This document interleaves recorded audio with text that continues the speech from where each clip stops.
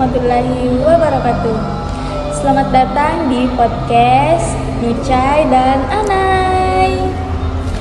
Nah, jadi kita dari mahasiswa jurusan Pendidikan Bahasa dan Sastra Indonesia, Fakultas Keguruan dan Ilmu Pendidikan.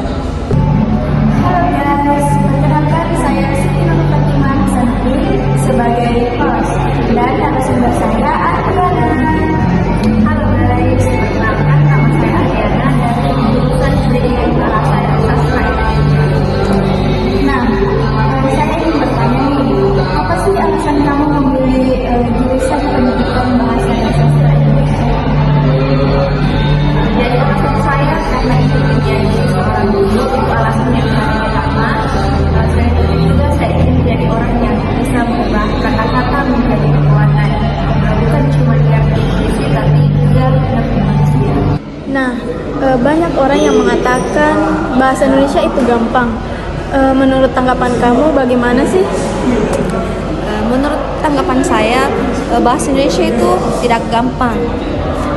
Karena setiap kata, setiap tanda baca punya makna. Kita tidak hanya belajar bahasa, tetapi kita juga belajar memahami manusia. Dalam pengembangan bahasa Indonesia juga kita belajar afiksasi, konjungsi, neologis, jenis-jenis kata, sikap bahasa, pembakuan bahasa, bahasa ranah di media sosial, dan pengembangan bahasa Indonesia. Terus apa yang kamu ketahui tentang pembakuan bahasa itu?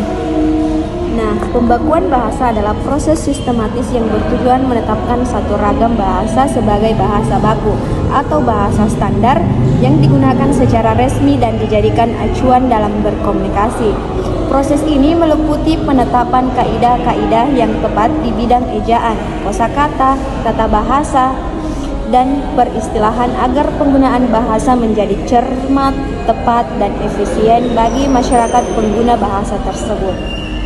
Nah, di pembakuan bahasa itu apa sih yang kamu ketahui? Mungkin bisa kamu jelaskan mengenai pembakuan bahasa itu agar penonton atau pendengar bisa tahu. Nah, jadi di pembakuan bahasa itu ada terdapat jenis-jenisnya. Adapun jenis-jenis pembakuan bahasa, yang pertama itu pembakuan ejaan. Pembakuan ini menyangkut aturan cara menulis huruf, kata, tanda baca, dan pemisahan kata. Contohnya di ejaan yang disempurnakan. Sekarang disebut ejaan bahasa Indonesia. Nah, yang kedua itu pembakuan tata bahasa. Menstandarkan aturan struktur kalimat, morfologi, dan sintaksis. Contohnya itu untuk urutan SPOK, subjek, predikat, objek, dan keterangan. Penggunaan imbuhan yang tepat seperti ber, me, kan, dan sebagainya.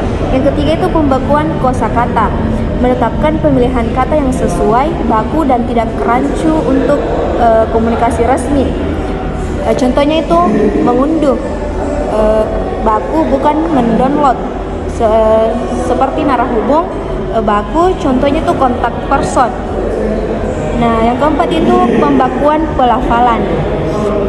Penyeragaman dalam cara pengucapan kata, terutama penting untuk bahasa lisan dan pengajaran.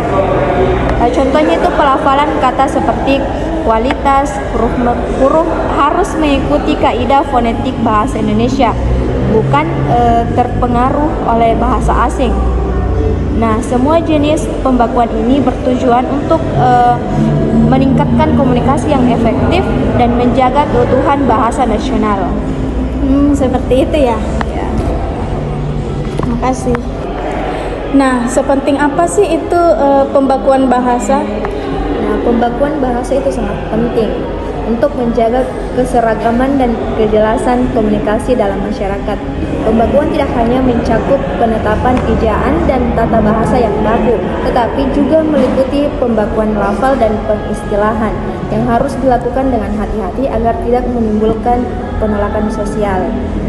Kesadaran dan pemahaman masyarakat terhadap bahasa perlu terus ditingkatkan agar penggunaan bahasa yang tepat dapat menjadi kebiasaan dalam berbagai bidang, dalam pendidikan, pemerintahan, dan dalam bersosial media.